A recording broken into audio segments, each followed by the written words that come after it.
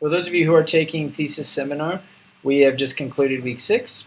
We are beginning week 7, or the second week in our research design and the design of our instruments. I'd like to draw your attention to the assignments in the Canvas platform.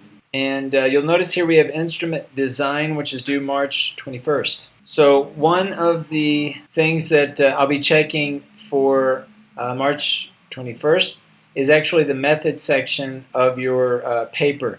So remember that the method section of your paper, if we go to our template, will include 3 different sections, and I'll show you that here. So remember, the method section is only approximately 500 words. So you're going to develop 3 different sections, and as shown in this template, try to maintain 3 level 2 headings, one for participants, one called instruments, and a third heading called procedure.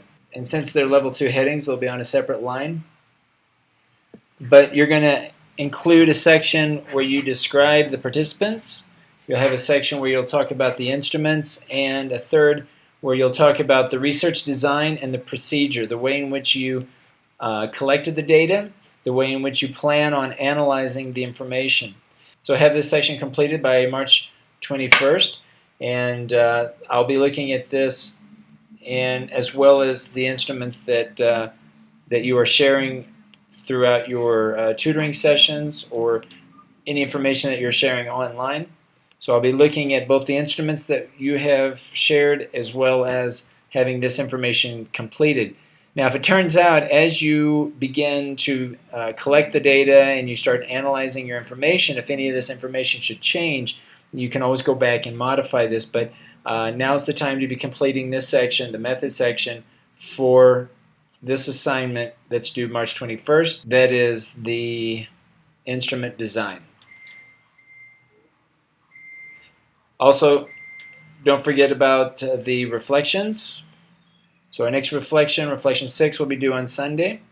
And if any of you want me to look at any of your instruments throughout the week before your next tutoring session, feel free to come by my office.